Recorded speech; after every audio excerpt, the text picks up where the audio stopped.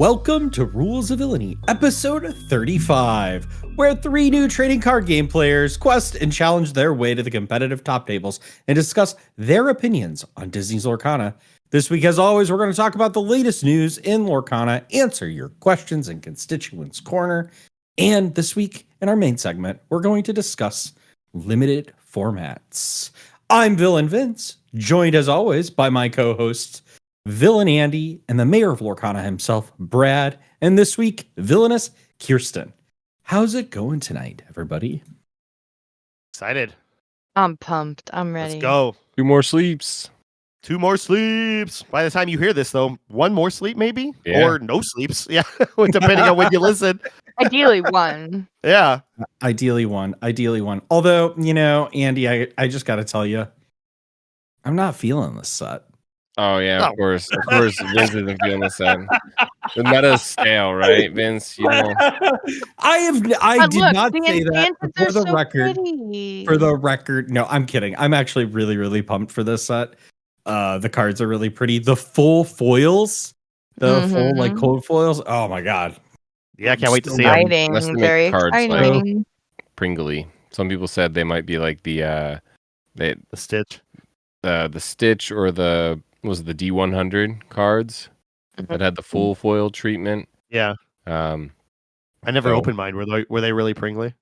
don't know if I think I opened mine. I don't know where they are. The D100? But yeah, Yeah, they're the relatively. D100s are like super, Oh, the super D100. Oh, no, I was the thinking of D23. No, the D100. Those are the like. my bad. Yeah. Those were Pringly. Yeah, They're from yeah. set Actually, 2. I got They're one right very here. This Pringly. right here. They're You can even And- see that it's Pringly right now, I was gonna actually. say, like Yeah. you Kind can of even see the tell. Pringle. Still Yeah. beautiful, though. And that's I'm in, like, curious double sleeve, about- so. Vince was gone last week. We saw him in another location on a work trip. He comes back with a beard. There's a whole different guy over there.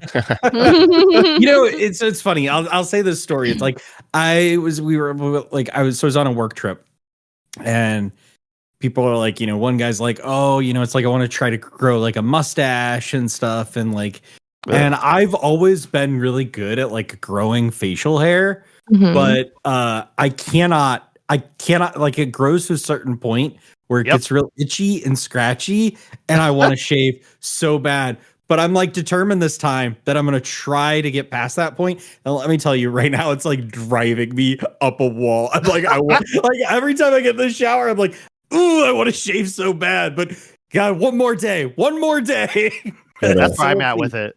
I could never do it well. Like I don't love mine. It's really patchy and thin. It's not what I would want it to be, but like shaving it off now would just be Here's really the weird because weird. I've I had totally it for so relate. long. You over here shaking your head like, I how did I completely get cast on the relate, Beards guys. of Villainy episode? I absolutely So, relate to this conversation. It's Yeah. fine. So we'll see. You can like comment down below and let me know how many episodes more do you think Vince will have the beard? And I will say Beard this. watch. I will say this. For every 10 subscribers we get, I will keep it going for another 2 weeks. I will Oh my bear through it. It's such a task to just keep up with. Okay, so we're up like 5. So, all right, if we get 5 more, that's okay. Well, the Like, great thing is the It's YouTube analytics tell us like the time period. But anyway, should we get into Underworld news? I mean, we don't have a ton. I thought that Except was for Underworld the fact news. Was Basically, yeah, Vince has a beard. That's the news. Vince has Yeah. the We there gotta is no talk shit up. news. There is Moving no on. No, we got the new set dropping today. That's right. Whenever you're listening to this, Arcasia's Island is just around the corner, if not already out. And I'm excited. I'm excited to start, flipping some cards again and building some decks and having fun with it. I don't know if there's any news other than just getting cards in hands and playing it. That's most exciting to me. I know. I'm really excited. I'm particularly excited about that gift set. It looks really cool. Yeah. Yeah. with the random packs in it, right? Apparently, Set right. 2 through 6. 6. 6. Yeah, And I thought it was one of each pack, but apparently not. I think it's Yeah, I didn't random. realize it was Random. I didn't realize it was random. I thought it was one of each pack, with the exception of Shimmering Skies, where you got 2 packs. But it is No. random? It is random, and it is. I think for me that makes it even more fun. Of a gamble. Yeah. This like I know I've been talking to several of the local game stores and trying to figure out how many they have and make sure I'm there in line or I get my pre-orders in and stuff. I really, really hope that these are like super abundantly available, like they were, like other ones have been at like Target and stuff. Because this set is awesome. The other gift set, it was a binder, right? So you needed one. That's it. You get the binder, you get the cards. The card wasn't playable. No reason for a play set. Big box, it This- seems like it's going to be You didn't so even much more open yours? portable. This Is has yours like a still sealed? I'm not opening this. Heck no. Oh. yeah. Could have an elf It's got in like it. a really nice box to it, like a hard case box. It's got the card and then like the random packs. That I think is a really, really fun thing to do because you get the gamble of it. And what I think playable card. What I think is really cool about it too is that it could be, assuming that they make an abundance of it, like you're saying, it could just be a $30. I think it's $30 MSRP. I don't remember, but it could be your sealed. If you don't want to do 6 cards of Azurite Sea or Arcasia's Island, you could buy one of these, get a cool promo, and then have 5 packs to pull from instead of 6, right? And a cool box. So And a cool box, yeah. I remember when we first got into Lorcana, we were at a store where there was like tons and tons of people there for Magic the Gathering. Well, don't worry, we'll bleep that out. It's a non-Lorcana based card game, so we'll censor Somebody it out. mentioned Star Wars Unlimited. Whoa. Anyway, back on topic. So we were at this card store and they were playing this other card game, and I remember asking in between rounds, like asking one of the person what they're doing, and they basically got a box that had a certain number of packs in them that were designed. This was actually a 2-player game mode, so like 2 people signed up and they bought the box together, and it had a bunch of packs, and you open them up, and Magic has like other things like tokens and like lands and other cards that it also had, other important pieces that it had in the pack. But I could see something like this in the future, like you said, like a sealed box thing, or even like maybe a pack rush, like a best of 3 pack rush thing. So it's got like 6 packs in it, and they're random, and it's got like a little, ink tokens and stuff. Right. So I'm just saying some things in the future that they could come out with that could be really, really cool. These like sort of, boxes designed for an event. Yeah. I'm excited to see how it ends up in big box stores. Although, I have a love-hate relationship with one of the big box stores currently right now. I bet it's the one you can see from your window. Is that right? It is. I've been trying to shop a little less there, but same. I guess they might get me that bullseye right out my window. That's where you got. Okay. That's where you got your legend. It's where you got your Elsa from, though, right? So that is true. That is true. Right. That is true. They own but a all piece right, of your soul. that is like he's got it. We're talking about Elsa now. Let's move on. Well, before we move on, though, I think Brad is also going to join the club of slowly buying enchantments here as well.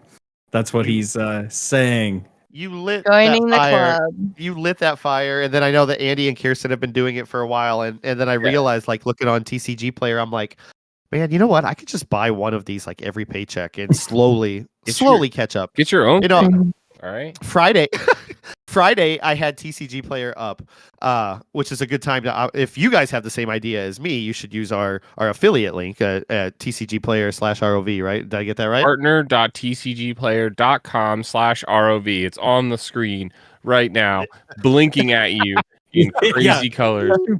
Yeah. It's probably not because we want it out tomorrow. So I'm not making a link. It's just regular text, but it'll be there. But I had it'll be in the description as well. But on Friday, I got paid last Friday, and I had TCG Player up, and I was looking at all the enchanteds, and I got this overwhelming sense of like I could buy all these location ones for like $20 or less, and I could get 3 or 4 of these, or I could buy like this $60 one that is really cool, I was going up the list and seeing like all the cheap ones were great, but then I got to page 8 or whatever had the most expensive ones, and I'm like, I'm never gonna buy those. So, like, do I start buying the cheap ones if I know I'm never gonna spend the money on the big ones, right? So it's a predicament that I put myself in. I didn't end up buying anything, but I've been pondering it since Vince lit that fire where I'm like, you know what?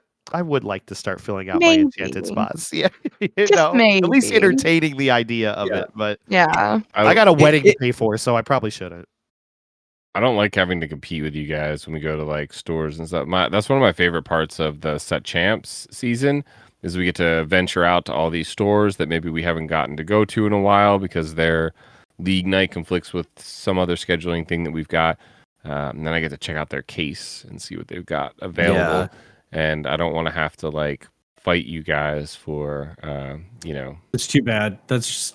I think it's gonna be the nature. I'm not Did worried get about your- you, Vince. You don't ever go anywhere. Did you You get don't the? show up. Wow. You just Wow, say you'll be shut I there, told and then him- like you're not.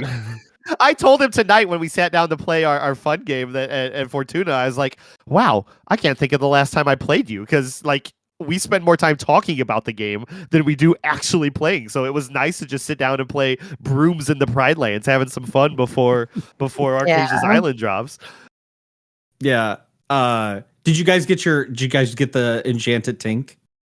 No, not Not yet. yet. We've been talking to someone about it. I keep forgetting to message. It's a little worse for wear. Apparently, it's heavily Ah. played, Bad damage. has some damage on it. But hey, it gets us a little cheaper. And honestly, if I really want that. Sapphire Steel works well and like Tinkerbell comes It's back looking into good. play, I'm gonna slap that boy in a double sleeve and play him up. So Yeah, it's like you're gonna play it anyway. Yeah, Message him. I'm gonna play All it right. anyway. But yeah. Anyway, Well, with that, let's move on to Constituents Corner with the mayor. Take it away, Mr. Mayor. Thank you, Vince. Welcome to Constituents Corner, where we dive deep into the mayor's mailbag. I don't know why I said it like that. I didn't preface. I didn't. Anyway, Try it again from the top. Okay. we're not cutting it, so nope. We're doing our it first- live. Our first question is from Dunstan205 on YouTube. I seem to have passed over this question. This was Mr. Smee in Seattle. Very cool guy. He's been following us in Seattle. He asked for Vince specifically. Have you finished your Lego Coliseum? Yeah. So yes. Here, let's see if I can. If I cut out this questioner's. No. We're Oh, just maybe going- don't. Maybe don't. Look, Maybe No, don't. no, no, no, going no, You no. on have so without many it. problems with your. No, it's right there. It's right there. It's gonna take a second to focus, but yeah, it is finished. Yeah, he did ask this question 3 weeks ago. I apologize that I took so long to get this in here. I just went by the wayside, but yeah, I wanted to make sure that we got it asked because it was a very important question for your Lego wall back there. I know. I've got like I've got so much Lego. Honestly, one day I should like do like a Lego tour of my apartment. Yeah, that'd be because I have cool. like Legos everywhere. But this one was actually kind of a hard one to complete because I bought this used. So Ooh. I bought it. There's a brick shop here in St. Louis called the Minifig Shop in Kirkwood. Great place to go to if you're looking for sets that are kind of retired or you're looking for individual like bricks, like minifigs. But they said it was 100% complete and it wasn't. Like I was digging through to find some pieces. So like I would get through it and I'd like find that I needed to order some pieces. And thankfully like you can order pieces from Lego at pretty cheap. And so you can get like missing pieces too. So I had to do that a few times with this set. And so it's kind of a process. Yeah. I'm sure I could have gone to the minifig shop and they would have set me up straight to fix it because they do guarantee it. It's just kind of a hard place to get to sometimes, so it's just easier to buy it. There's a lot of Disney ones. So I do. Do you have a lot of Disney ones? No. She's trying to go shop there. We could talk after. Longtime watchers of the podcast here on YouTube, I think we've watched that Coliseum get built, right? As this podcast has gone on. So that's right. I assume that's why he asked that question, right? It was the keen eye there. It's But to tie it to some Disney stuff, did you see they're releasing the Beauty and the Beast castle later this year? What? Yeah, beautiful. And all and the like I gorgeous, Moana so ones. do it. so good. It's going to retail for $280, which How I much? think don't is like care. fair It price. doesn't matter. Did you say It was 50. 280? He said $50. It was $50. Don't worry about it. It was $50. I thought 225 was the like top price point for. Oh, God, 280. no. After 2020, Lego did a big price hike on all their sets. Everything went up like I think 10% or maybe more. But so I don't want to belabor this question and stuff, but I'm giving a good guess here. What do you think the most expensive set? Not retail? like set I have, but how much money do you think I've spent on my most expensive set? That like I have? Retail though, or are you talking like a secondary market can just be like $1 billion, right? Retail. I know the Cinderella Castle was $500 or $500. No, I thought retail Legos only went up to like $250. No. The Cinderella Castle is no. a massive thing, and then I think the Harry Potter Hogwarts Express is really expensive too. I'm gonna guess that you probably. Oh no, you're a Star Wars fan. You bought that big Falcon. That's an $800 set. The Falcon was not my most expensive. I do have it, but not my most expensive set. That's an $800 set. Titanic. It's on my list to get. Yeah. Titanic still wouldn't even be the most expensive set I had. I don't know. The most expensive set is it is a Star Wars set. It's the UCS set. It's the AT-AT or AT-AT, depending on who you ask. I thought of that. Yeah, and it was $750, almost $800, I think. And that's how much MSRP. That's retail. How long did it take you to finish it? Oh, it's not finished. It's still in the box. How tall is it? When better be finished, life it's like size, 2 feet right? Tall. It's like 2 feet. Life tall. size. 2 feet tall. You paid $800 for a 2 foot tall Lego. I want to know why it's not built. Listen, sir, you've spent $1,000 for a piece of cardboard. Okay. No, it wasn't one single piece of cardboard, Ben. It was multiple pieces, okay? In multiple boxes. Listen, all right. I'm right there with you. The Beauty of the Beast castle is $50, all right? I'm just saying that the castle definitely going on my list for sure. Yeah. Love it. 280. Maybe after the wedding. House. Yeah, maybe after the wedding I can get it. But thank you for the question, Dunstan. That was great. Yeah. Moving on. What's that? I'm sorry. Sufficient tangent. Yeah. I was as you guys were all going off, I was like, see what you done, Mr. Smee. Well, you get me talking about Lego. It's over. It's over. I mean, I was into this hobby before I got into Lorcana. Oh, for sure. And so Lorcana has actually like tamped down my Lego hobby quite significantly. Like I cannot afford both at the level that I like at the level I wish. I need like to 10x my income. Right. All right. Question number 2 is more relevant to the podcast and the weekend of Arcasia's Island coming out. Captain Inkswell, Steven from our Discord asks, what bold predictions do you have for Arcasia's Island? Well, we already know Vince said his bold prediction was that it's a terrible set and it's no fun, and all of the decks are contrived and boring, and it's a stale I'll see you at meta. the return of Jafar, as he says incorrectly. Right. Wow, both of you coming right at me, but I love it. You're right. This set awful. I think it's gonna be no fun. No, actually, so I did make my bold prediction today with Heather. I said that much like Inklands was very location heavy, because it introduced locations. This is introducing dual inks. Is that I think my prediction is that dual inks, while people are going to really try to make them work into like decks and stuff, they're not going to be the end all be all that I think people might think they're going to be. Yeah, they're like bad. maybe one ends up being Up to you. Yeah. like a card, but that's like ultimately my take is that the dual links, like don't fret about them. Well, how many sets of locations did we have before we actually had and we've had several sets of locations. This is the first set since Inklands that hasn't had locations, right? And we have 3 playable locations, 4 depending on like the meta or Three off the whatever. top of my head, yeah. You know, we've Yeah, seen I mean, library, Manor and Mine, castle. Library, Oh, and Castle. mine. Oh four, yeah, okay. Library, Castle, Manor Mine, and Cove. I think are the only Cove. ones that Cove, really 5. saw serious play in the meta, and so like, you know, there's a lot of locations out there. Yeah. You know, the wall and wall adjacent cards that are all not Well, great, but Shout out Well, Heather.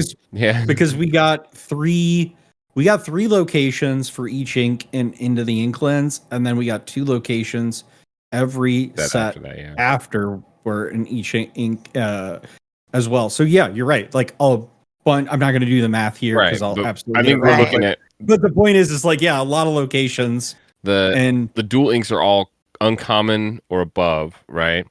So Yeah. I think there's so. and we have what? There's 2 for every combination, I think they said, or is there 3? 4. 4 for Well, every there's 4. combination? Yeah, because Blurple has.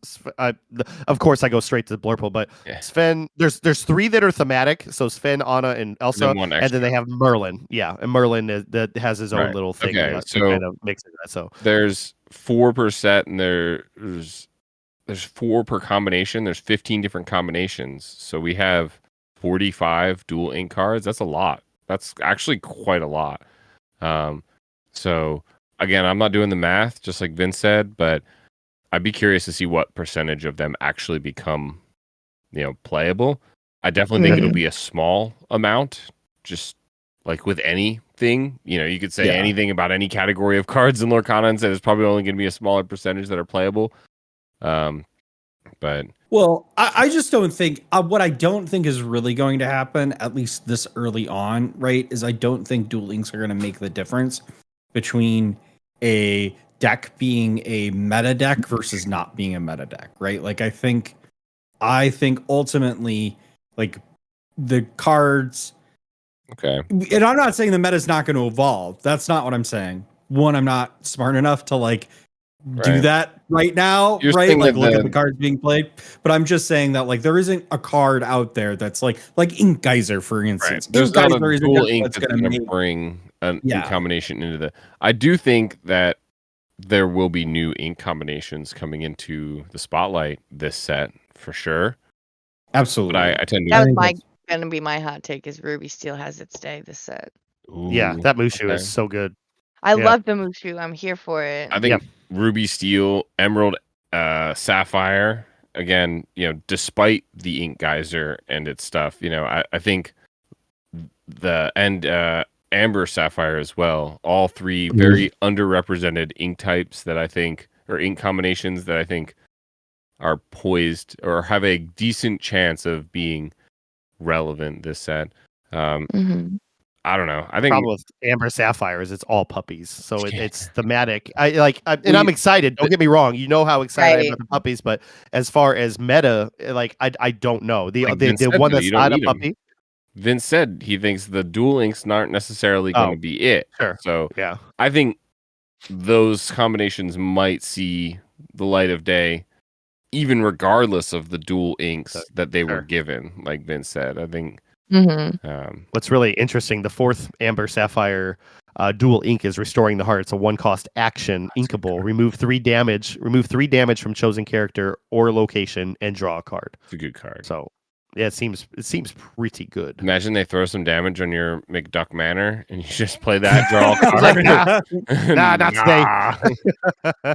You know, they're prepping. Got some home renovation here. Yeah, I don't know. I think specifically for a bold prediction, there's been a lot of talk about Sapphire and how strong it is, which I'm sure we could just rewind to the past, like, I don't know, 6 sets about how strong Sapphire is and how it's the best set, and they keep saying it. I think Bell's overrated. I think the medium Tammy is decent, but somewhat overrated. I think the Coil is, again, good, but overrated. Like Wait, I don't know. clip I don't it know. here, Yeah, clip it them- here, I don't know. all. clip it I don't Them here. all. Overrated. Yeah. I am excited to go find RMB's post about how he's practiced hundreds of games and the meta is solved already, and I'm excited to go comment on that aged like milk when it doesn't work like that. Actually, you know what? I think I agree with you. I think like the problem that I hear a lot with this is like with folks being like, "Man, Sapphire's so good. That Emerald, the Sapphire coil's so great." Is like you're in your testing, sure, but like how limited is that testing until like so many games have played and competitive play ends up happening and new decks evolve that like and like other folks that don't think like you do that build like other decks against it and stuff, and it's just like I ultimately think it's like it's just too early and stuff. Do I think like on paper Emerald I keep saying Emerald, I mean the Sapphire Coil is a good card? Yeah, I do think it's a good card. I'm not sure that I feel like it's this like game breaking card that I read on Reddit and Twitter and stuff. It's like yeah, okay, like it's just another good card. Another Diablo where it sees a lot of play at the beginning because everybody thinks it's going to be so good and so overpowered. But at the end of the day, towards the end of the set, you're going to see and look around and be like, "Where's the bird?" Yeah. You know, I go back. Calling you out, R&B. It's not like it's not good. Right. I'm not calling it anybody, but I'm just saying it's not that it's not good. It is good, but people are going to find other ways around it and ways to combat it and, push the limits on making that like your end all be all card. So I don't think it's something one of those really stress over right now. Yeah, it's one of those things too where like I think it was Justin who was saying it in our STL local Discord about at some point like you don't want to ink anymore. I mean, like we know Red Sapphire Ruby to be, just wealthy in ink, right? But at some point, like you're not going to get value out of that card anymore because you're going to stop inking and progressing your win condition. So in the early game when you're playing your 3-drop Sisus and you're ramping up to get Medusa and everything out early, I think that coil is going to be a pain for the first 5 turns or something. But after that, I don't know. It's one of those things where we have to see it.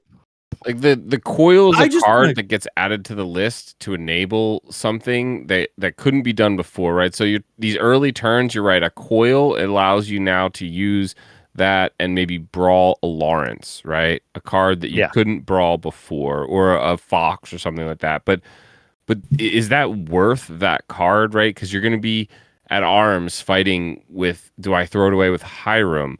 The cards that really get the value out of it, being able to ink and -2 something so that you can big Sisu it, you can't. Yeah, I guess you could put multiple coils out and then like ink once and hit a bunch of different targets and stuff. I think it's probably not necessarily needed. Like it's a good card and it maybe replaces Ice Block in a couple scenarios or whatever, but I just don't know that it's as revolutionary. I think Ruby Sapphire got better. I think it got good cards, just like a lot of the other. All of the new cards are good. Cards get better with every set that's going to happen. I'm just not like ready to like hand over the crown to Ruby Sapphire yet. I need DKP to win every single competition with it first before I'm ready. Yeah. Like,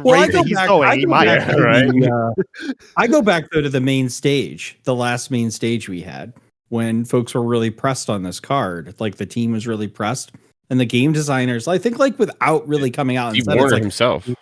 We've tested this card, like right, like it's like I trust in Ravensburger to have done testing and and in practice and see like maybe it's so easy for us when we're seeing these cards out to say, oh my god, this card's going to be great, but then when you actually then add it to the pool of cards that have existed, you're like, you know what, this card isn't as great as I thought it is, or actually like it's more of a disadvantage because now like what am I taking out of my deck to fit this slot in? What other cards are better that I might want? Like what is the value add? So there's just a lot of factors that go into it, and like Ravensburger's not going to get it right 100% of the time. They've admitted that themselves, and they will adjust if needed. But, I'm willing 100% given their record that we've had really only one card in this game so far that was like truly unfun to play against, and they dealt with it and handled it. And ever since like we've had a really, I mean, I think we had the most healthy meta in the last set, and we're now moving into a whole new, you know, A whole new world. yeah, whole new world of cards, whole new world of cards, Absolutely. with card I pool, agree. and we're gonna have a whole bunch of new ideas, new decks. Yeah, Steve Warner has said on other podcasts too that, and another public forums, he has specifically said that he, him and his team know, they've basically been right about all of the meta shifts that have happened. Obviously, Bucky was a little bit, caught them off guard, but they basically explained that they know when Ruby Sapphire was going to be good and when it wasn't. They knew nothing has caught them off guard yet. And for them to be like, meh, I'm not too worried about it. There are people at Ravensburger, working on Lorcana whose job it is. They get paid money every day to play this game, to think of deck combinations, to put together lists, to figure out what it is that you are trying to figure out in your spare time and win DLCs with. So, they probably know what they're doing. Can we just take a moment to think about what it would be like if they hadn't nerfed Bucky? Like, granted, obviously, I think we all agree that maybe they over nerfed him. I think it would have been fine. I don't know, man. Yeah. I think like we've gotten a lot cheaper, like better Floodborns and stuff. I don't know, man. Floodborns haven't gotten cheaper, nor have they necessarily gotten better. But yeah. So, what is Brad? What's your hot take? Oh, my bold prediction. Your bold prediction. I don't know. Blurple's finally going to be good. Okay, awesome. Moving on. No, I do have some ideas for Blurple. I think I there's different iterations of Blurple I want to test out. My hottest take. I released a video recently of just some decks that people were cooking up. Earlmeister had one, and Dick Burns had a version of it too on the Forbidden Mountains page of this lemon lime big C-tier. How dare you bring up that C-tier caster? Yeah, is that a C-tier deck that he built? No. We love you, Dick. But it's a lemon lime Lady in the Tramp deck with 33 uninkables. Dick's had 26, but I think that it's a high risk, high reward thing, and I think that it's going to see a lot of play. There's a lot of lemon lime stuff brewing. I've seen on multiple discords between a green Fossa deck, between a Lady in the Tramp, just character heavy deck that looks like a lot of fun. But what I'm worried about in that one specifically is bricking. But I think that every set the aggro gets a little bit better with between the amber amethyst and the lemon lime that we've seen recently. We know Izzy is notorious for it. All the hand kids are. Where the lemon lime I thought was a lot more interesting than the amber amethyst, and I like the new Pascal in the amber amethyst. I think we're going to see a surge of those again. I think we'll always see a surge of aggro because it's fun to race, super fast. But the lemon lime one interests me the most. It is to kids, and then eventually I've said it before. I think they use aggro, and I think Ravensburger knows kids like to play fast, and then playing the game that fast allows them to, okay, we've done this, but now let's try another element of the game, right? And grow as a player in that regard. Listen, it's just my take on it. But I think the lemon lime looks really good. If every game of Lorcana is over in 5 turns or less, we could do 45 round DLCs and be out of there by lunchtime. All right, let's go. There's interesting parts of it. I get it. Like I'm not. I don't know, something about the Lady. Zero maybe cost 2 Lord cards. Yeah. We need 0 because cost. Jock is on 2 of the cards. I promise you, for every card that makes the game go faster, Lorcana, they will make cards that will slow the game down as well. Lord of 25, reset all your ink. Yeah. Okay. Yeah. Again, we'd have to do the math, and we'd have to create some pivot tables or something here. But anyway, I think for every like 5 cards that progress you to 20, there's like enough. one that almost stops question. you. Actually, before we go on, Kirsten, did you answer this? I want to make Said sure. My hot Ruby take was the Steel. Ruby Steel. Ruby Steel, yeah. It's That's gonna great. finally No. have its day as a viable combination. Yeah. With the Mushu. All right. Next question. Yeah, our last question is from Katie at the Lore Keepers Inn, and it's a good segue to our main segment too, but we'll start here in Constituents Corner. She said, I am on episode 6 of 8 of my limited series, and wow, I have spent 500 hours thinking about these cards, and I am still probably going to lose or because I get swept into Magical Christmas Dreamland so easy, which, first off, congratulations on that, because you're absolutely, I've told you this already personally, but you're killing it with those videos, and so proud of you for sticking to doing that. Fantastic work. Almost at 400 subscribers? She might be. I haven't looked at her subs, but I've seen her churning out this content every day. Yeah, and that's phenomenal. If you're fantastic. not already, go subscribe to her. If we've worked. if you're not already subscribed to us. We've done 2 videos with her before. She was one of our first collaborations, and then Vince did a really important video with her and the Ink Born Heroes and Sarah from Lore Librarian. Yeah. So really, really cool. But her question following that preface is, so my question would be, how do you keep yourself from drifting into Magical Christmas Dreamland? LOL. So first off, Brad is not allowed to answer this because he goes into Magical Christmas Dreamland, and honestly, I don't know that we're ever going to get him out of there. So you'll see him playing puppies at Set Champs next set probably, and you know what? We probably won't even have to subscribe to the channel for him to do that. Like, he'll do it voluntarily. The easiest thing is you just have to like you have to separate fun Lorcana cards from like objectively good Lorcana cards. And I'm perfectly fine with like having fun and making, understanding you're putting this card in your deck for fun. But especially when it comes to limited and stuff, you have to look at the card on its own.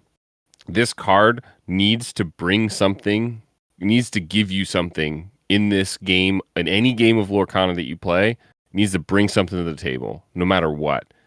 You can't look at a card and go, wow, this card would bring a lot to the table as long as I play this other card with it, and I also have this other card in my hand, and then there's like 3 princesses in my discard. Like, the more and more of these conditions that you have to make, the further into Magical Christmas Land you get. So Do it. you have to Do it.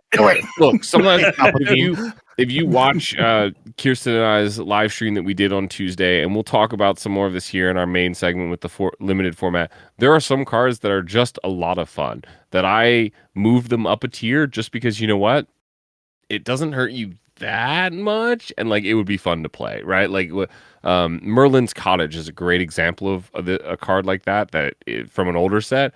It's the location that everyone plays with the top card of their library face up.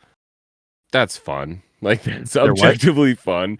Like it's still an even playing field. You aren't really losing much. Your opponent's not going to be able to like game you that much, and you should be able to do the same thing back to them, like know what they're about to play and everything. I mean, I'm just saying, play that card with Merlin Clairvoyant. Yeah, the new Blurple. Yeah, the new Blurple Merlin. You won't be able to in limited formats because unless 2 different sets. Unless you brought some cards on your own, in which case your opponent should call a judge. Yeah, I just think like you have to look at a card and determine whether it's if no judge program, are judges actually judges? Existential question for the day. Yeah, the card has to be good on its own. Honestly, I think it's the easiest thing to do. The more cards you need to make it work, the more Magical Christmas Land it is. Mm-hmm. Yeah. Frankly, honestly, I have nothing else to add to Andy. I just want to say, though, she was at almost at 400. She's now to 407. So I'm going to give a little. Let's go. There. Way to go, Katie. Awesome. Also, well deserved. Well deserved. I want to ask a question. I want to expand on her question. What is the most Magical Christmas Land card from this set that you guys are excited to? Well, I mean, like Brad's gonna put it in his limited deck, but do you have any Magical Christmas Land cards you can think of? I'll start by saying Taka, Vince's favorite 12 cost or 10 cost 12 12.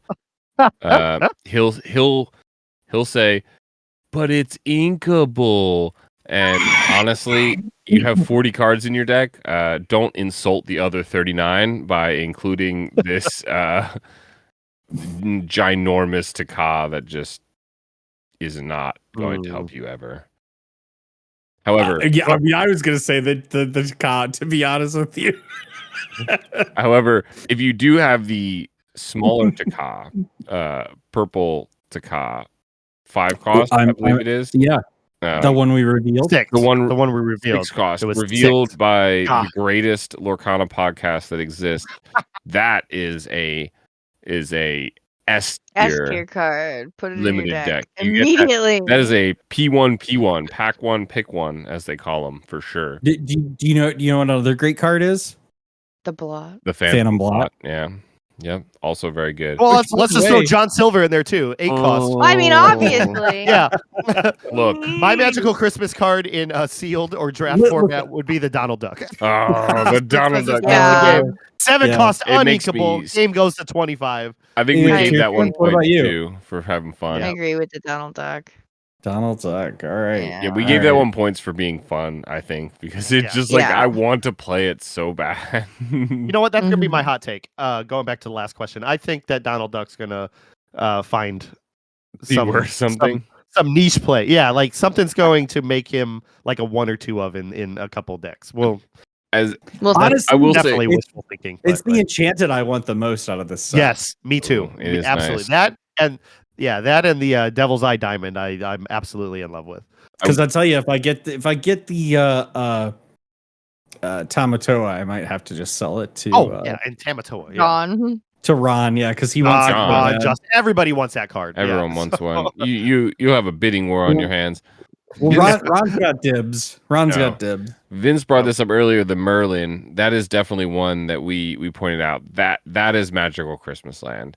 There are some Yes. other cards that allow you to look at the top of your deck and put cards back in different orders and things. Don't. You probably don't want to do that because it's fun decks to build. Do I think? no, we're talking about decks? limited No. here. We're talking about Unlimited. limited. Okay, The all right, Merlin limited. card in limited, you might think to yourself, okay, well, there are supporting cards in this set that allow me to look at the top card of my deck, but the payoff for this is minimal. It is ramp, and so you need to play this on one, or at some point you need to then develop one of your cards or spend the ink in the turn to like cast an action or a spell that then looks at these cards to get an ink. At best, I think you are basically turn 2 ramping in limited, which is like meh, because it's just this is magical Christmas land. Don't play the Merlin in limited. I might. All right. All right, guys. If you would like your questions answered by the villains in the future, be sure to comment on this video on YouTube, our socials, or join us on our Discord where you can comment in the Constituents Corner channel, and I will kick it to one of you for our main segment. Yeah.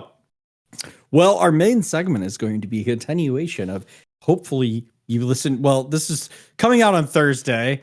And so if you listened 2 days ago to the live stream, we're going to continue that conversation here that Andy and Kirsten had. Which, by the way, Bravo, guys. honestly, Yeah. great job. Great job. I didn't watch it all. I kind of came at the tail end because I was taking a nap. I came in at the 5 was cost Brad. because you started 1 cost. Yeah, I was busy up until the 5 Everyone's cost. I taking a think nap. you guys were doing. Yeah, and you forgot my Bagheera. I'm like, what are you doing? Where's Bagheera at? But great job, guys. Thank you. You. But yeah, we basically were thinking about, like everyone else, what do we do with ourselves while we're waiting for this new set to come out? We, brewed a couple spicy decks. We're ready to like test them, more. We're ready to get the cards in hand. And then we realized, well, you know what? For the first like 4 or 5 days of this set, we are just going to be like binging limited format, sealed, draft, maybe even some starter deck events, pack rush, but mostly that like sealed and draft. And we thought like well, we got to get ready for it. Might as well bring everyone along for the journey. So we're just really trying to prep everyone for limited. So that's why we're trying to get this episode out a little early. It's why we did that live stream on Tuesday. So hopefully all this stuff kind of gives you some idea of, help you get a game plan together for limited. Good cards to look out for. Absolutely. So we'll start with one drops. We'll kind of go in order here as like we did in the stream. We're kind of highlighting some of the better cards that we think are good takeaways from our tier list. If you want to go back and watch the Tuesday live stream, feel free. It's on YouTube. We go through and do an official rank of each card based on their cost. And just like every episode of the Rules of Villainy podcast, we promise you it is under 2 hours guaranteed or your money back. So yeah, that's sarcasm if you can't tell. But one drops in general, I'm not a fan of one Amber drop. Coil, best card. Nope. We had that pretty low. I think we had that like D tier, maybe. D tier. Not very good. But I don't know. Vince can go back and watch and take some notes. I do think one drop there. I do think one drops in general aren't that great. I will say that you don't need that many. A lot of people think they need to draft for curve, but the one drop is not necessarily that important. So I typically like to go no more than maybe 6 or 7 one drops. Even as low as 4 is perfectly fine, I think. Depending on the other cards that you get. You really want to be playing 3 through 6 drop cards because they're just going to be the most impactful on the game. But we did, interestingly enough, Hey is the only one cost 2/2. He's the only goons that is out there. So not sure how much that's really worth, but we usually have a lot of these like one cost 2/2s, but there are not. There are a ton of one cost 1/2s. These like cards that are understated at one slot, but they have a lot of these effects. And honestly, we kind of ranked all of them pretty low. Like the Pete, whenever you play an action that isn't a song, you can destroy an item. Meh. But yeah, like you said, the best one drops. I would say maybe Dawson. Dawson is an interesting card. It is a rare, so it's a little harder to get, and it is uninkable. But at the one drop, uninkable is not too big of a deal. Once during your turn, whenever a card is put into your inkwell, look at the top card of your deck. You may put it either on the top or the bottom of your deck. So it's simple enough. You play your Dawson on 1. You never exert it ever because it will get banished. And then every turn for the next like 3 or 4 turns that you are inking, guaranteed, you get to filter your cards. So what you're saying is you can play Dawson and then... Bro, I will jump through this screen and fight you. and then you can play... Well, no. So what you could do, turn 1, you play Merlin. He's deep in Christmas land, guys. Yes. Don't listen to him. Turn 2, you play Dawson, you then ink. Now... You can then reveal. Look at the top card. Quest with Merlin, and then you get that card. Look, that is the absolute best possible scenario for the Merlin to work in limited. And what you've achieved now is, like you said, turn 2 ramp. You've essentially got a TPO. You TPO'd by playing Dawson on 2 and putting the top card into your inkwell.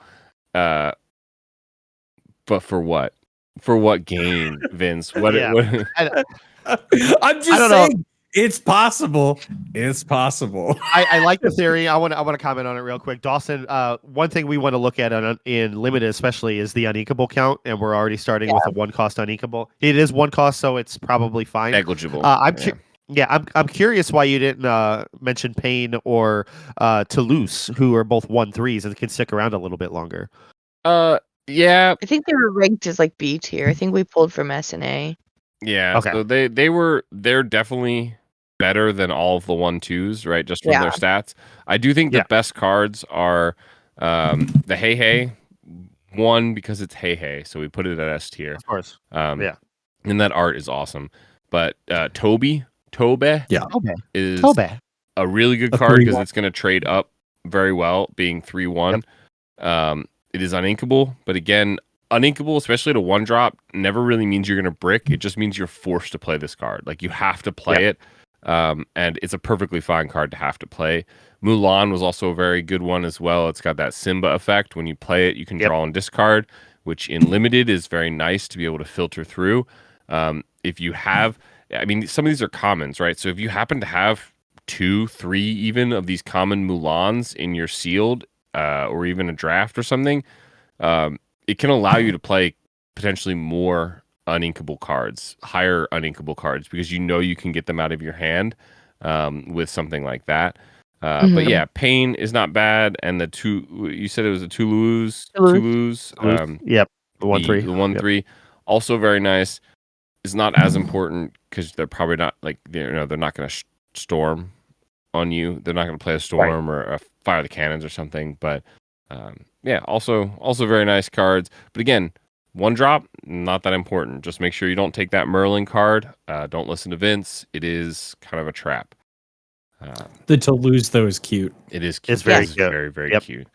And you know what? I just want to take this tangent here. If you are drafting instead of sealed at the beginning of a set and you don't have all of the cards yet, it is 100% okay to draft based on which cards you like and which cards you want and which cards make you feel warm and fuzzy and happy inside, because it's really just a draft and it's about opening cards and having fun.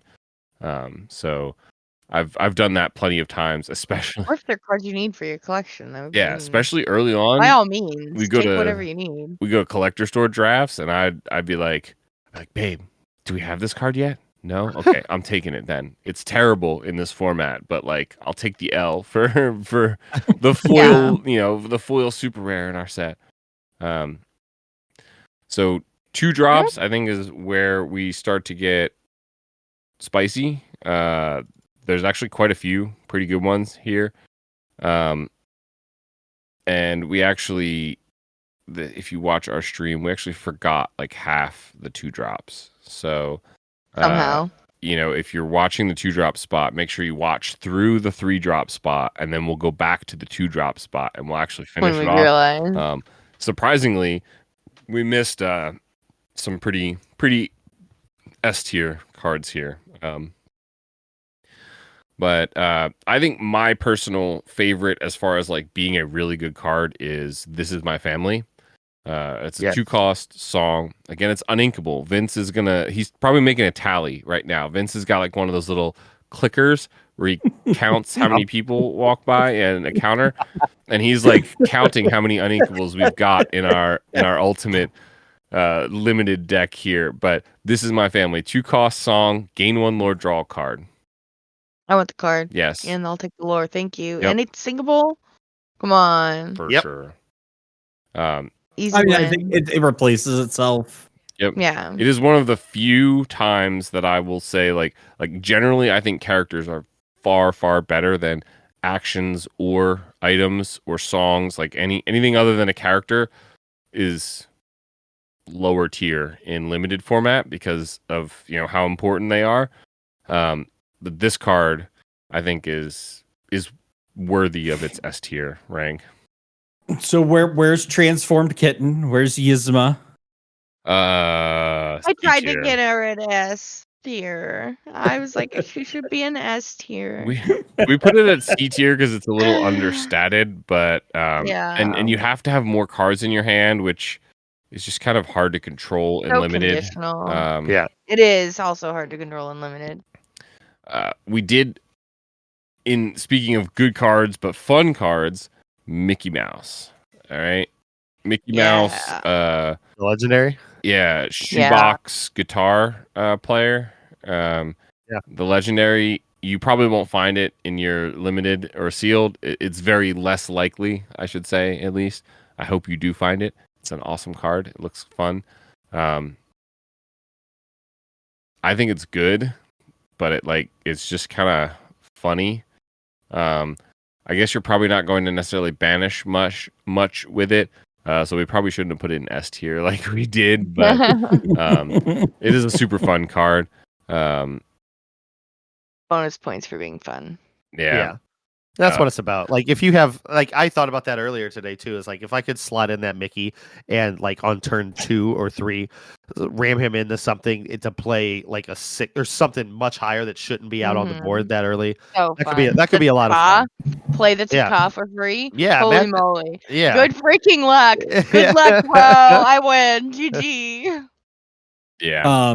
So no Phantom Blot in this. We had him in slot? A tier. Rush is really nice. Yep. 3 strength is also really nice. I mean, you pay 1. It's a Toby that you're paying 1 more for to gain Rush. Okay. So it is really nice. We did have a conversation about like the Helga St. Clair as well as the other 2-drop uninkable. I like the Helga. 0/4 Challenger +3, and it has evasive during your turn. So are there a lot of evasive characters in this set? There's quite a few of them. There's enough. When we were going through them. All it takes is one Vince for them to just absolutely that's ruin true your game. No, but yeah, let's see. 19 There are cards 19. are Yeah. evasive. Yeah. Well, some of them just provide evasive. Right. But there are a decent amount of evasive cards in the set. The question though is like how many of them are actually answerable with this Helga. But I think the biggest one, which we'll end up getting to in a little bit, is the Pascal. Brad actually already said it earlier. It's a 4-cost uninkable 3/3 that quests for 3 in an evasive. So this Helga St. Clair is a good way to shut that down. Shut that down, or at least stop it. It's a Challenger +3, and it's evasive on your turn. So and it'll survive. And it's another uninkable. It is Tally also it up, uninkable. Look, add it to the all right. list. Good cards are going to be uninkable sometimes, okay?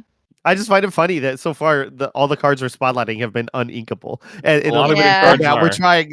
Yeah, and they are by default. The better cards are gonna be, but it's just funny. You to me. did warn. Keep uninkable count low. So You only got 40 we'll cards. spotlight some some inkable ones Inkable as well. cards. Raja. So I'm going to say this probably a couple times during this. The vanish keyword I think is good in constructed. I'm not sure how it will play out in limited. So the more expensive an illusion becomes, especially in limited, the more likely you're going to find little Timmy or the Mayor Brad who has decided to play some of these actions that will actually target your character, and it'll be cheap removal for these vanishes. Look at that smirk on Brad's face. He's like, I'm ready to take out your 4/6 Iago with one of my 1-cost cantrip, But at 2 cost, 3/3, Raja is easily super, super playable. One of the better cards, probably should have been S tier, honestly. Honey Marin, inkable as well, gains that 1 lore, very akin to something like a White Rose, Drunk the condition Baymax. being exerted, though. Right, But, the condition being exerted. Drunk Baymax, I mean intoxicated Baymax, I mean low battery Baymax. Enters play exerted, but again he's gonna take out most of what's there. So if you think, let's say you're on the play, right? On the play you play a 1-drop, they play a 1-drop. On your turn you play the Baymax.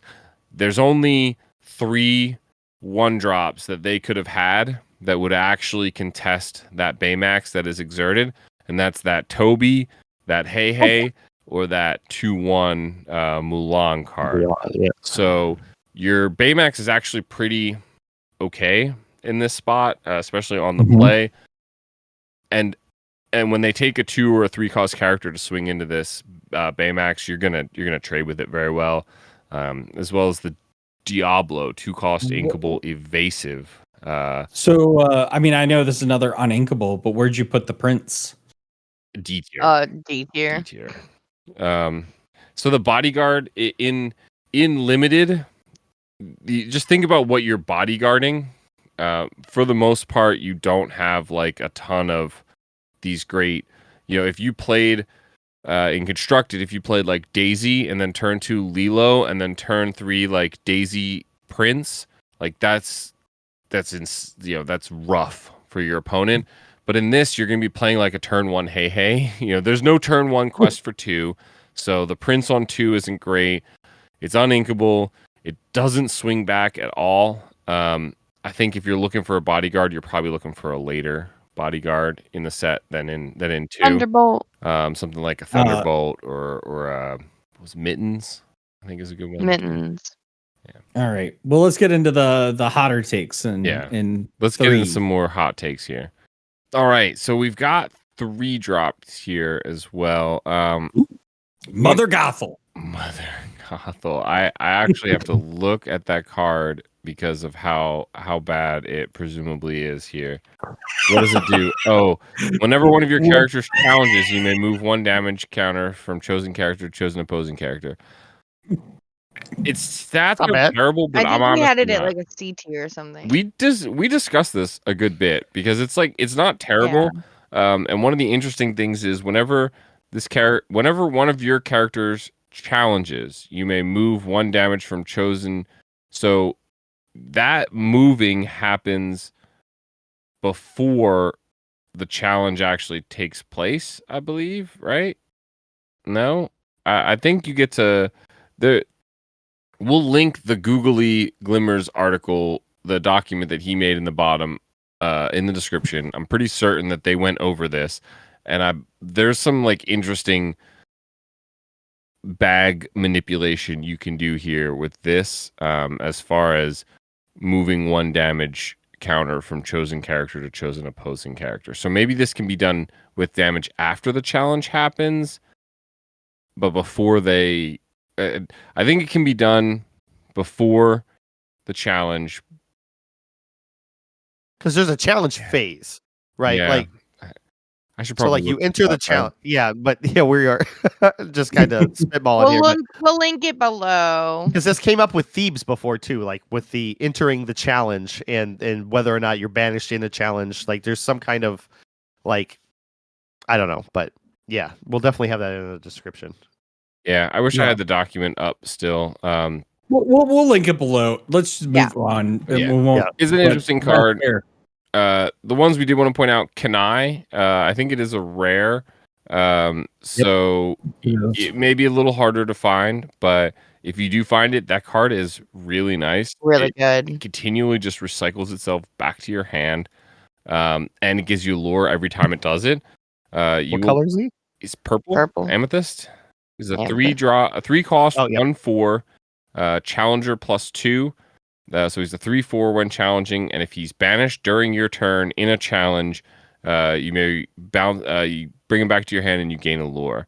So you swing this into things that are like 4/3s, and you get him back, get a lure. The other really nice one is Jafar. It's basically like a better crab, honestly. 3 cost, 3/2, quest for 2, and when you play it, chosen character gets challenger +2. So you can buff one of your 1 or 2 drops with 2 extra strength, and now you've got a 3/2, the quest for 2 down on the board. Giant Cobra is another one that's also really nice. As I said before, Illusion. It has Vanish. This one costs 3 now, so you're risking 3 ink for little Brad over here to just play his 1 cost cantrip and remove this card. So be careful. At this slot, 4 strength is really nice. So there's a couple 4/3s. Even the vanilla ones are pretty good. Kashikum, or is that right? Kashikum. Kashikum. Orville is another one.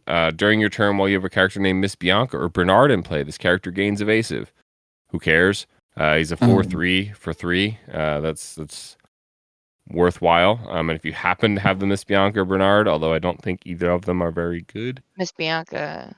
There is one. One of those situations, right, where like it's the conditions that you don't know whether or not you play this. It depends on whether or not you have Bernard's and Bianca. It's really hard to get those situational cards out together in this format. So like if you have them, great, try and play them, but make sure they're good playable cards on their own. Right. This is the opposite of that. This card is very good on its own. That's what I'm saying. It needs to be good on its own. Whereas the others, you need a condition. Like all of the puppy ones have good effects, but you have to have other puppies and just trying to. And even if you have like a handful of them, you really have to weigh in and be like, am I going to be able to consistently get these cards out to gain an actual advantage in the game?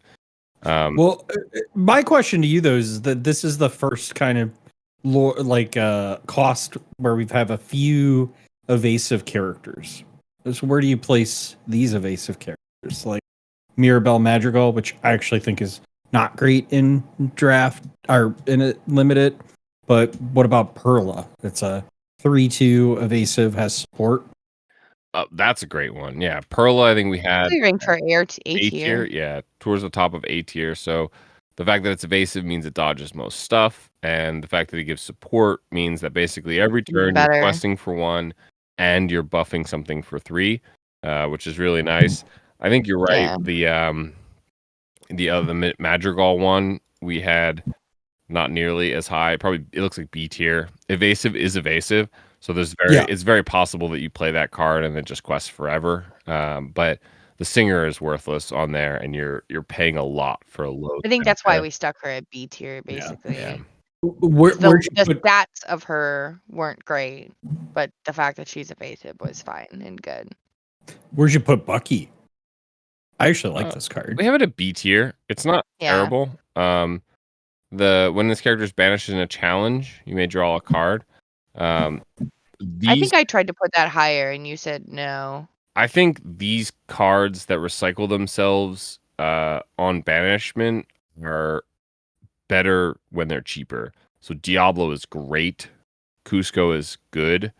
Bucky, you're paying a 3/2 is definitely a 2-cost stat line that you are paying an extra lore or an extra ink for. So playing this down on 3 and then questing once with it and then having it banish and getting another card for it is it's just not as nice as it would have been if it was on turn 1 or 2. It's definitely still a card to play, but it's just there are other better cards for 3, even if it is a card draw. But it's not bad. It's still good. Yeah, I think it's definitely better than other cards that some might confuse with it. Cards like Moana, a 1/6, 3-cost 1/6 quest for 1. You might think, oh well, this might survive a lot more. In reality, you're going to get 2 lore maybe out of this Moana, and they're going to take it out, and their thing's going to still survive. Yeah. You might only get 1 lore out of that Bucky, but 1 lore in a card is probably better than 2 lore. And the Bucky's going to trade. All right. Question for you. So you're in draft. 3 cards are passed to you. They're all the 3 uncommon slots. You got Perla, Coda, and then you have Maurice's Machine. Why do you take Maurice's Machine? You don't. Maurice's Machine is probably one of the worst cards. No, I'm kidding though. But seriously, what would you take? Would you take Coda or Perla? Perla. Because of the evasive? I don't remember what Coda does. Coda's the 2. Coda's quest for 3. 2 quest for 3. Yeah. Perla. Evasive. She survives longer and has support, so you can push that over and attack that over the 2 lore. Generally, you win the board is winning the game, especially in these limited formats. So Perla, meaning you get to keep a card on the board with the evasive and the support, is going to be great. The reason you would want to maybe take the Coda is if you needed some additional threatening, some additional threat. I mean, the Coda is a closer essentially at a 3-cost, but I would probably go. I'd take Perla. I'd probably go with the Perla as well. All right. The Coda's a greedier play. All right, let's move on to 4. 4 costs. Double check my notes. Oh, Bell and Ink Geyser we had as not great cards. So these are cards that get talked a lot about in 3-drops. These are cards that get talked about a lot that are probably going to be relevant to some extent in constructed, but I don't think they are great. I feel like Ink Geyser and Limited would just be annoying. Yes. Yep. We're just playing this whole game with 3 ink. I mean, you probably only have one of them. It's a rare card, right? Yeah. But that would just be like, okay. But at least you got inkable cards back, I guess. So I don't know. But it's uninkable, and you have to play it, right? So yeah. And the cards that you're inking really aren't that impactful in this format. Yeah. So 4 drops. I don't like it. We talked I about the wouldn't play it. Pascal already. Yep. S tier. 4-drop uninkable, 3/3 evasive, quest for 3. This card is just I mean, like, you could just win the game in like 2 or 3 turns with this when you play this on 4. This is incredibly impactful. The Snow White as well can't be challenged. It's just so stupid. I don't know. We probably should have like done this or whatever. I know there's a card that is Twin Fire, but it's for 1 damage. So it does 1 damage to 2 different characters. I don't know how you would remove this Snow White in this set without challenging. I guess there's that giant. What's the giant card that, like, whenever you ink or something, it does 2 damage to everything? But I mean, that, like, they've quested. Lyle?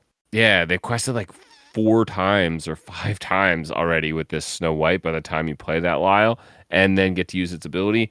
So this Snow White is an uncommon. It's incredibly deadly.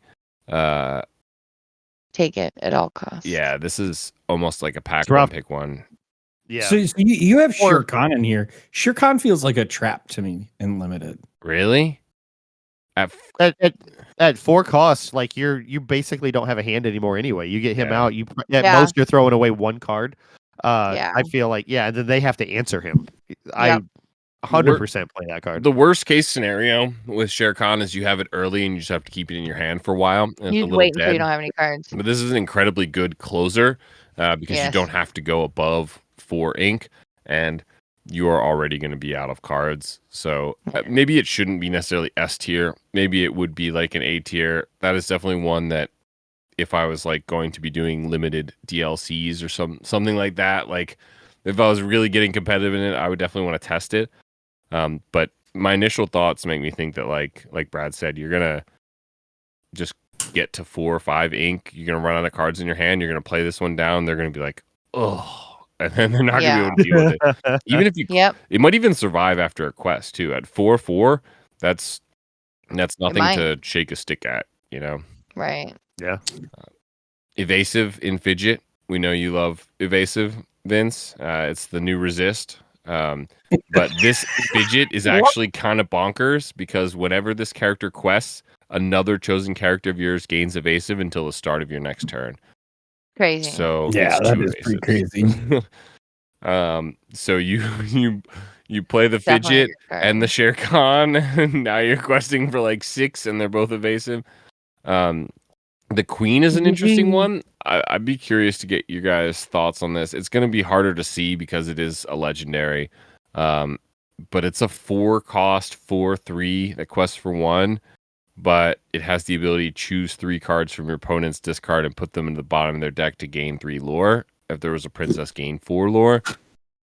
Ignoring the princess part, like, it's not unreasonable that they have 3 cards in their discard, right? At some point. Yeah. And this becomes a 4-cost 4/3 that quests for 3. Yeah, I think just stat-wise, 4-cost inkable, 4/3, and quest for 1. It'd be a lot better if it quested for 2 because ultimately the ability is what you're trying to do. But by that time they're going to have 3 because there's limited is you're exchanging so much that you're going to be able to utilize that effect. At least here's what I'll say is you guys have so many uninkable cards in your deck that having one good inkable card.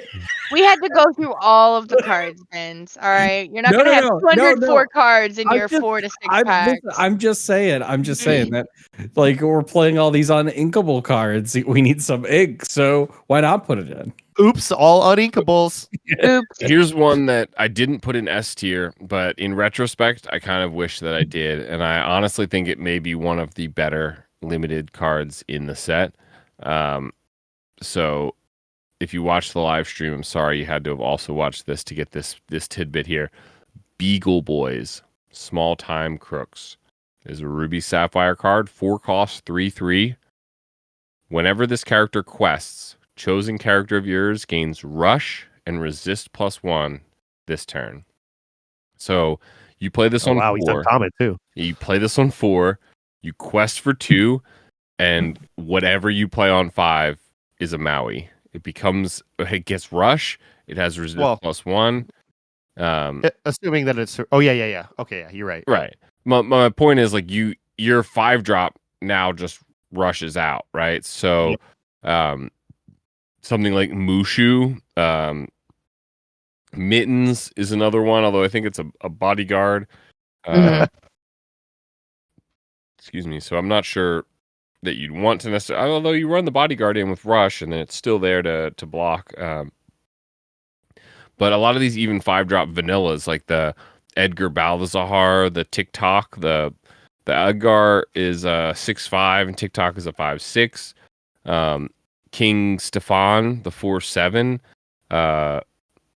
Any of these just coming in and most of these 5-drops or more have like 4 strength plus to be able to just play them, give them rush, give them resist, and swing in is, I think kind of slept on. I think it's a really, really good card. Yeah, that's so funny that Edgar, his stats 6/5. He becomes a Maui with Beagle Boys. Yeah, literally.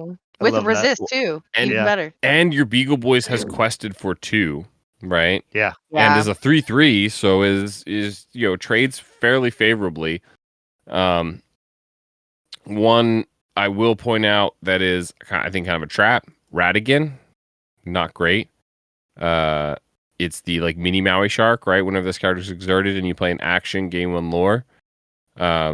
You shouldn't be playing actions really that much. So you shouldn't really you can't game plan to like get a Radigan out, get him exerted, and then just like dump all of your actions and like expect to do well. Another one, I think it kind of goes without saying, the Scrooge McDuck. I said this on the live stream.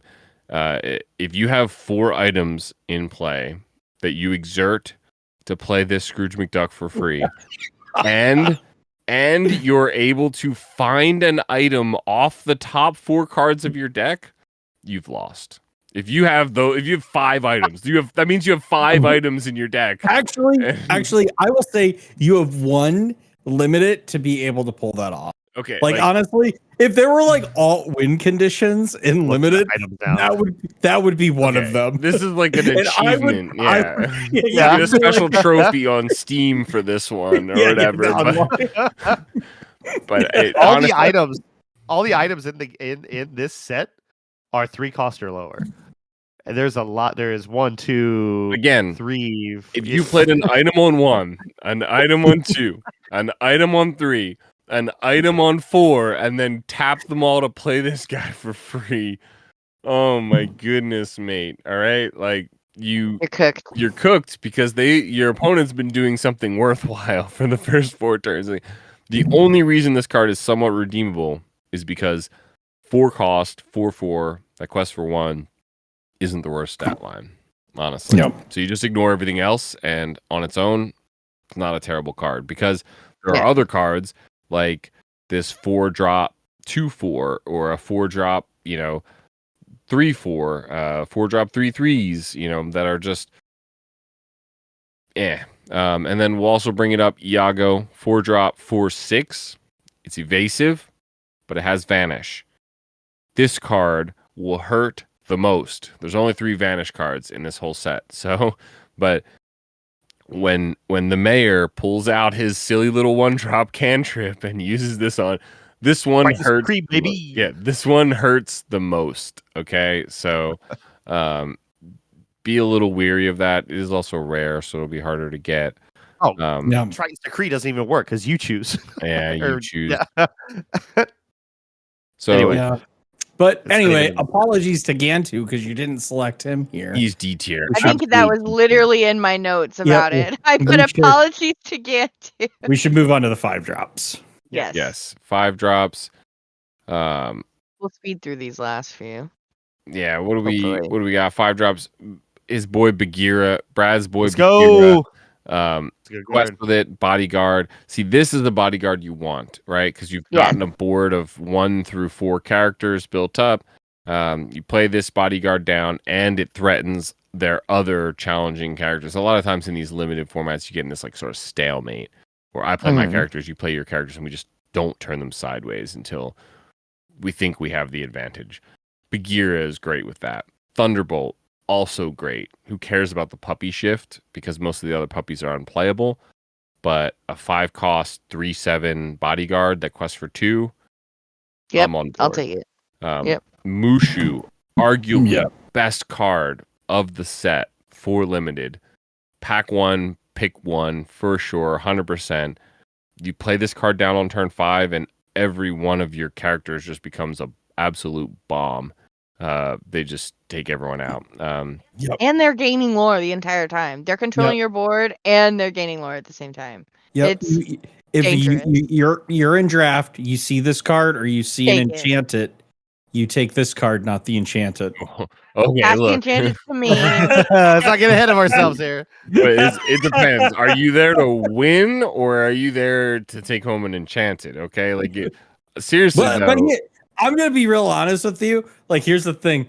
Like, it depends on the enchanted, right? If you get like there are no locations in here, but if you got like an item like that, unless you're turning around and selling that item like that day, because a lot of these events are going to week and stuff, you could wait 8 weeks, and I guarantee you that item will be like $30 on TCG Player, and you could use our TCG Player code to get it, but then you will have walked away with more packs because you have won your event. Yeah, if there's good prizing, then maybe it's worth it. Maybe.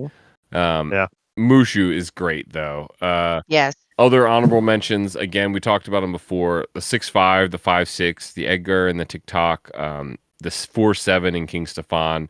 Brad will be mad if I don't mention Isabella Madrigal, 5-cost, uninkable, but it is a quest for 4. I think you brought it up during the live stream, Brad. You were like, it quests for so much. It's got to be worth something. And you're absolutely right, because they're not going to have any removal. I did so too. You're going to play that, and you get 4 lore out of it for free. It is uninkable, so Vince, go ahead, scratch a tally mark off. How many are we at on the deck so far? Honestly, I'm not sure we have any inkable cards to play. We probably don't. That's fine. You don't need them.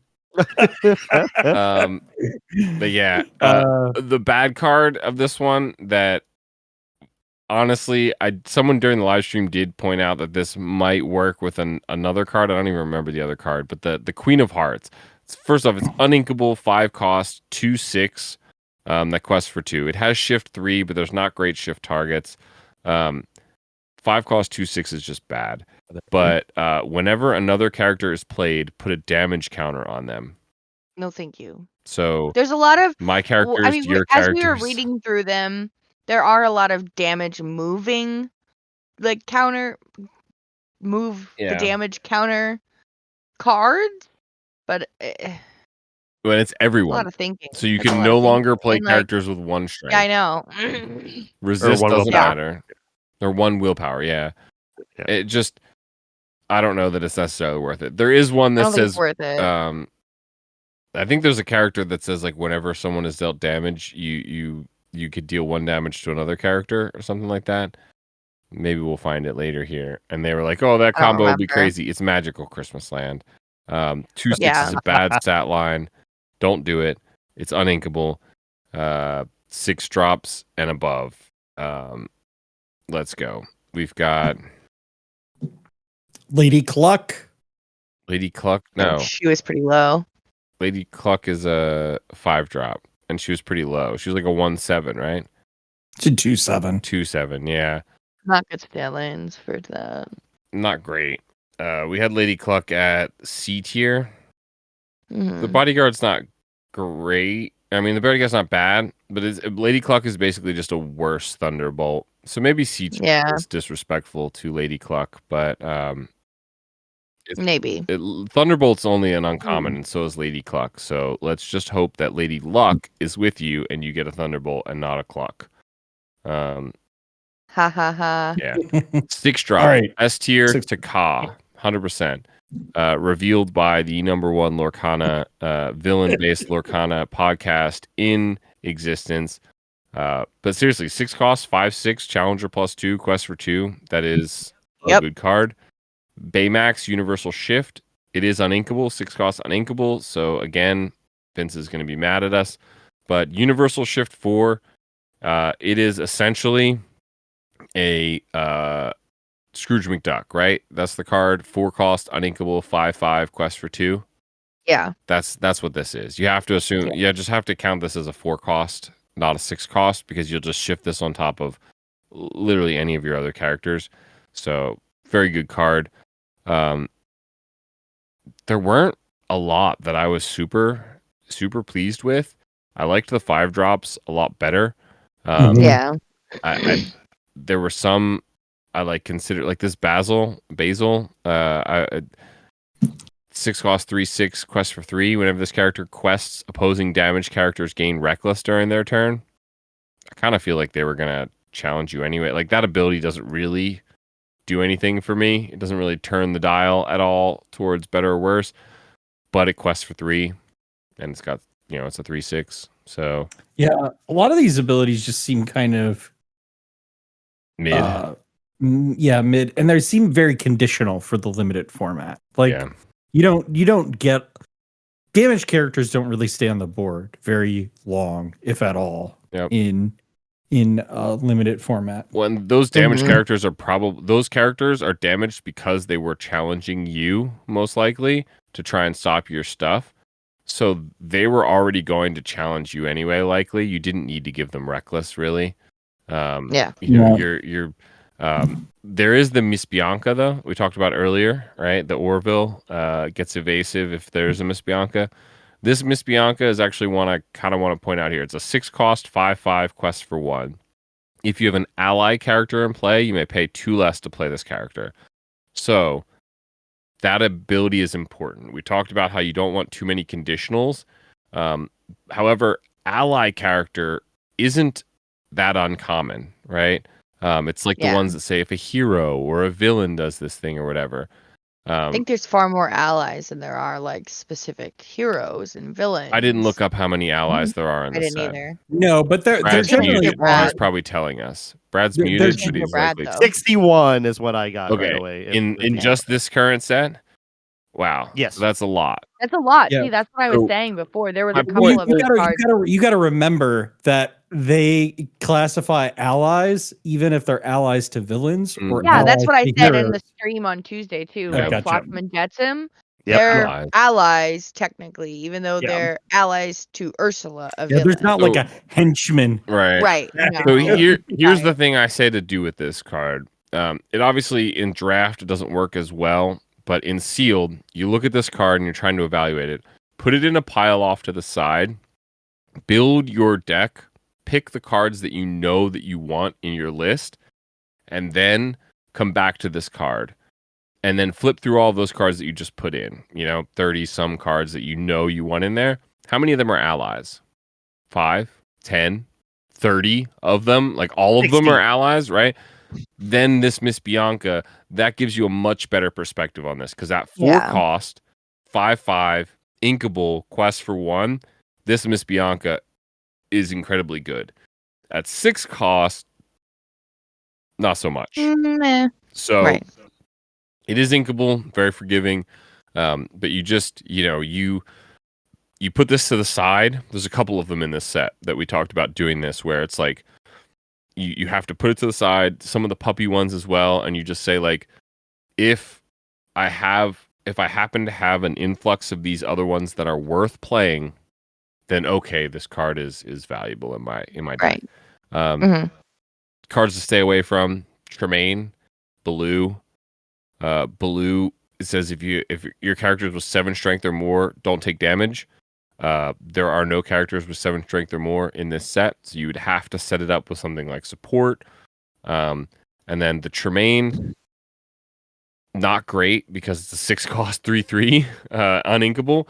However, I did want to point out that its ability, that's quite enough. Exert, this character, return chosen damaged character to their player's hand. Then each opponent discards a card at random. So one thing that is really interesting is you don't actually have to return a card. You don't have to have a valid target to return to someone's hand to make your opponent discard a card. So if there are no damaged characters on the board, you can still exert this Lady Tremaine, not use the first part of the ability because there's no valid targets, and your opponent just simply discards a card at random. Or If they have any turns. if they have any cards, right. So Limited. in limited, they're not going to have any cards to discard, so it's really not going to work out. But as we were going through it, it was one of the interesting ones, rules wise, that technically this is tap to exert your, tap to make your opponent discard a random card. And it also returns your own cards, so like you can protect some of your stuff. So maybe in constructed, we get to see this like. Probably not spicy. for 6 cost though. Right? Yeah. I think we had higher drops than that, but really they're not great. Let me look to see if there's even any that are worth talking about. Oh, the Mulan, 5/6, 7 cost, 5/6 evasive, quest for 2. Whenever this character challenges another character, your other characters gain. This character can challenge ready characters this turn. I realize I said the word "this" like 10 times in that description, but blame Ravensburger. Vince is muted as well. Wow, Brad and Vince. Goofy is an interesting 7 drop. Goofy, Goofy's not bad, right? He's the evasive 7/6. Yep. I don't know. I typically, anytime I'm doing sealed in particular, I'm putting a lot of these like 7 higher costs to the side, and then deciding later. Does the this problem fit? I have is I almost never get to 7 ink. Yep. Yeah. So 5, maybe 6 tops. Mufasa's another one. It. 5/7, 2 lore, evasive, resist +1. I mean, these cards just like kind of win you the game. Wendy is the other one. 5/7, evasive, 2 quest for 2. Yeah. Whenever one of your other characters is banished, you may remove all damage from chosen character. So like there's a lot of these that you just like you play them and you win the game. But I think 7 cost. So all 4 of those we mentioned are inkable. And actually looking at these lists here of 7+ cost cards, there's not too many that are uninkable. Really, it's just the Donald Duck, the Elsa, and the Daisy Duck. The rest of these are all inkable. So you don't get punished nearly as much for playing them. If you want to put that crazy 12/12 10 cost Ka in there, it is inkable. It's inkable, so you don't have to go to Magical Christmas Land. All right, like you can throw that ticket away. You can get it refunded. But get your money back. I didn't realize I was muted, but what I had asked on the 6 drop is, what about where'd you put Rhino? Oh, I think that was really bad. I think Rhino was not great. The uninkable really kills it in limited, I think. Yeah, we put it at C tier. Your other characters get 2 willpower is very nice, and a 4/7. Maybe we should have put it a little higher. It's a little late though, right? Yeah. To give your It is. other characters strength, because I feel like if you're playing this card, you're probably losing, right? Like if you want to play this card, well, you want to play this card if you're winning, right? Because you play this. It's similar to a bodyguard, right? Because now all of your other characters become suddenly harder to challenge. You want to quest with all of them and play this guy down, and then have him to quest next turn or whatever. It's probably a win more card. Yeah, that's great. You want ideally the cards at this range to be like impactful to like really turn the tides, because if you haven't turned the tides in your favor at around turn 5, 6, or 7 there, you're probably at a point where you're losing, right? Like you're losing bad and you need to regain control of it. This would be a card that just kind of helps you finish off the game, which is a riskier game plan, I think, is that sort of race plan. All right. Well, thank you both for speed running through the 1 through 6 and above cards for this set. And if you haven't already, please go and watch the live stream that you both did. Day. It's on our YouTube, so obviously not telling you to go watch it because you did it, but to tell our listeners to go watch it or even listen to it. I don't think we didn't put it on Spotify, and we're probably not going to, but you can absolutely listen to it on YouTube. It's very video based. It is very video based. So. And you guys did a really great job with that, so you definitely should go check that out.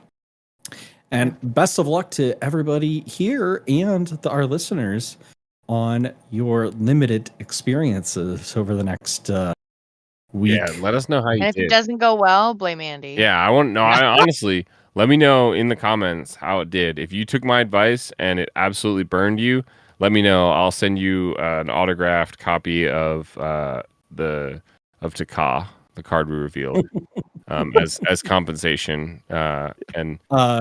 Actually, though, if you do well, send us photos and let us know the place you played at, and send you us owe photos me of an the little- autograph card. and we'll put those in a slideshow as the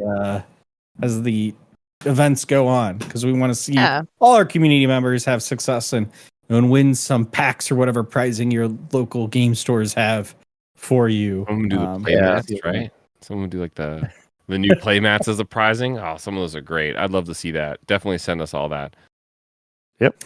And we got some great prize mats. But with that, let's move on to Villain of the Set. That's right. It's not Villain of the Week. It is Villain of the Set. We have tallied your votes. Not actually we, Brad. Somewhere here. Yeah. In the boxes. We don't know. Has tallied your votes. And so we'll have a little drum roll, please. You tallied my vote. You didn't tally your vote, Vince. You didn't vote. I know. We had 29 responses, which is an improvement from the last time we did this. 12 more than we had last time. So thank you all New for world participating. New world record at the Rules of Villainy, Villain of the Set. We have 75.9% was the winner with 22 votes. Maui Shark. Wow. Wow. No Maui way. Shark, I should say. No Yes. way. What was That's that? What right. was the second place? Second place was 3 votes with Genie, wish fulfilled.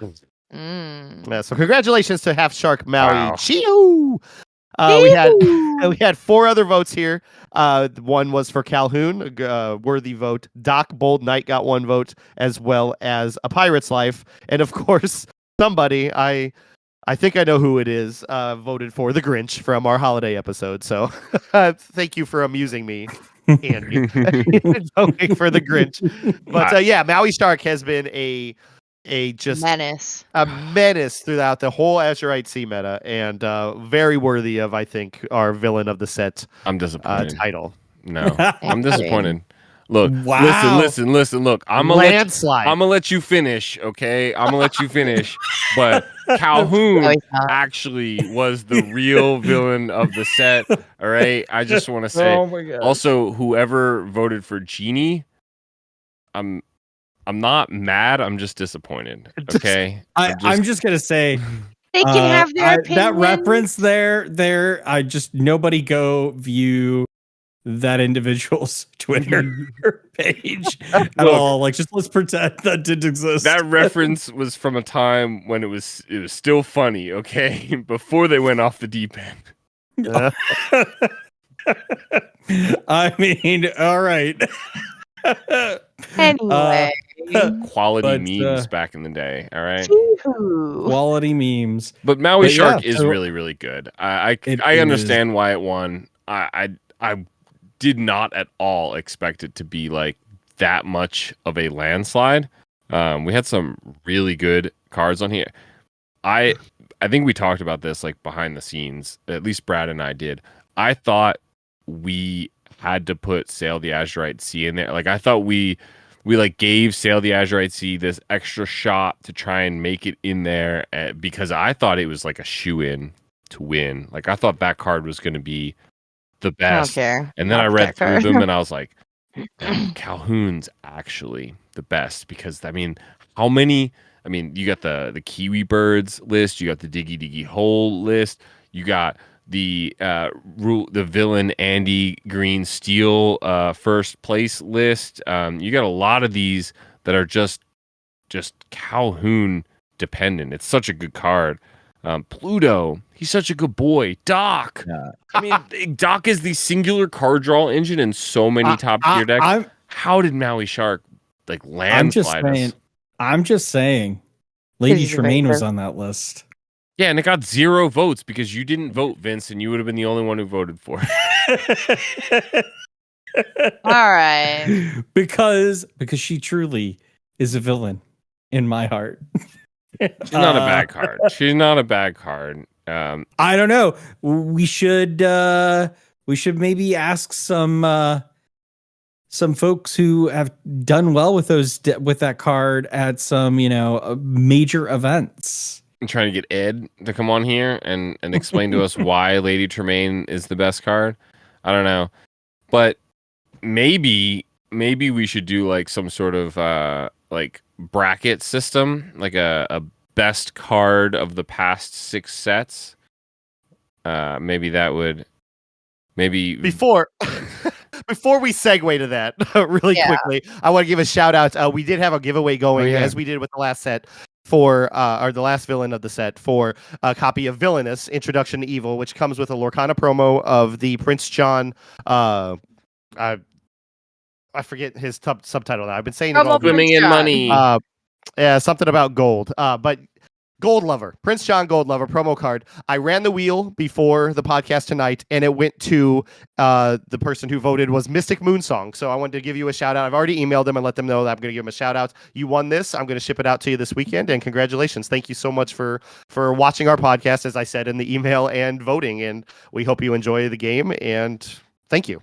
Yeah. You'll get not only a board game, but you'll also get a sticker. Ooh. Yes, absolutely. Believe it or not, it's my last Rules of Villainy sticker from the original Let shipment. me know before you ship it out, because we can make that goodie package a good package. I've had I've still have not a given bunch it of away. stickers. Oh, you have a bunch more. Well, Good. we've got some of the other fun stickers, and then I could throw in a Rules of Villainy bracelet. Sure, yeah. I've had this one sticker left in my deck box for so long. I'm like, I don't want to give it away. It's my last one. It's probably all like sweaty and like nope, it's perfect. It's right bent here. and like crinkled and stuff. Beautiful ruby in all her glory. Pristine. Yes. Yeah. All right. I know if we ever get a world state, I'm gonna have to place more? another order. Yep. For I was more thinking about stickers. But TBD. But with that being said, I think Andy was talking about some sort of bracket system, and that's right. It is March Madness for Lorcana. Whoa! Hold up! We can't say. Can we use that term? March craziness. Like yeah, we can't say third month wildness bracket challenge. I mean, what was it? The demonetized over here. Yeah. Lorcana Mania. Yeah, Lorcana March Mania or something. All right. Yeah. Like, whoa. We don't have the money to be using official names of events around here, Vince. Gosh, CBS is gonna be knocking on my door. We're small potatoes. They ain't gonna come after us. Making potatoes. The NCAA is gonna. Well, let's talk about it. What are we doing? So the folks on the screen that you see here, we have put together a list of 32 cards from sets 1 through 6. And we're going to head them up one by one, and we're going to find out who the ultimate champion is for the next, I think, 5 weeks, right? Is that what we decided? For the month of March. The month of March. Like, we gotta get it out before March 31st. Or look, we don't have the schedule out yet. We will put it out with the first round, but we are finalizing the 1 through 16, the 2 ends of the bracket. 2 ends of the bracket. Yep. We will post the first round of 1v1s of card versus card for everyone to vote on all of our socials. Maybe we'll discuss some of it in our podcast and things, some of the highlight matchups, extra content or something. I don't know. Yeah. Ideas. But we will have that out there. You guys will get to vote, and we'll travel through this month, and we will end up with one final matchup where we all agree together that Merlin Rabbit is in fact the best card in I Lorcana. don't know. You can't stack the deck like What? that. I'm gonna- Did I say something? What? Judge. I tell you what, just for that, I'm gonna pair the first round. It's gonna be Rabbit with Maui Half Shark. That's fine. Rabbit. Rabbit will destroy Rabbit the wins. shark. No Uh, problem. With our voters, I bet it won't. I'd I'd don't be know. willing to bet that Maui Half Shark didn't even make the list. Yeah, we'll see. We'll We see. all and Let's to give see. a little bit of scope of everything. We all four of us have made a list of 32 to 35-ish cards with honorable mentions of what we think are the best 32 cards in the game, and we're gonna prepare it. We're gonna through some kind of content make an Choice exact voting, ranking essentially. system. Yeah, and then make that bracket for you guys to vote. And I'm actually really excited about it. This came together really fast, and I was like, "There's no way we can do this in this amount of time." And We're doing it live. We're doing it. We're doing much it. like us villains, we find a way to create villainy, and we have fun with it. So I'm excited, and I hope that everybody enjoys it as well. Look, wait, Yeah, but stay tuned to our socials for that. yes, the villains historically tell you their entire evil plan in detail long before it actually happens. Okay, so we're just gonna say it and speak it into existence.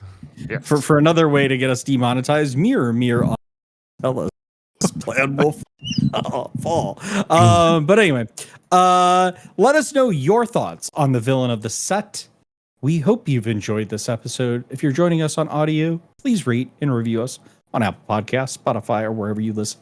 Those reviews truly do help us, and those ratings boost those algorithms. And we'll read those reviews on the air if we get them. And if you're joining us on YouTube, which if you're not, you really should be. We have a lot of fun over here. Be sure to like, subscribe. It's more important than the reviews that Vince said, so do those instead. Ring the like bell. This is a competition. We're making this a competition. I say do them both. Do them both. Like us there, then like us here. But if you only have the battery life on your phone left to do one of them, YouTube, like and subscribe. Hit the bell icon. Next episode. We got to get Kirsten on that red blue. Yeah. Yeah. We understand your time is valuable, so we appreciate you spending a little bit of it with us. If you would like to follow along as we plot our devious plans, consider following us on our socials. We're on Instagram, Blue Sky, and the platform formerly known as Twitter, @RulesOfVillainy. We also have a growing community on Discord in which you can join with the link below. And where can they find you, Kirsten? Wow, Kirsten. Lorcana. Lorcana Kristen. Last night at fine. game night, I talked to you and I say Kristen. I talk to Kristen, I say Kirsten. I know the difference. And we're at the very end of the podcast, and I messed it up. Look, I'm old. This is I've going been live. my whole life dealing with it. It's fine. But Where no, can they find you? I'm on Instagram, Blue Sky, TikTok, ROV Kirsten or ROV_Kirsten. I think that's only on Instagram, but ROV Kirsten for everywhere else. So. And you Thanks in the post description. mostly on Instagram Instagram, and TikTok. TikTok. Cross Blue post Sky to all of quite a it, bit. right? You usually Yeah, I cross pretty post much a lot post of it it. everywhere. Everywhere except for And- formerly known as Twitter. I don't Yeah. really go on there, to be honest. I probably- think we all know See why. that spot over there, Simba? We don't go there. We don't go there. It's Pretty much. it's appropriate. But if you're not following her, you should definitely go follow. He's the best Lorcana player on the screen.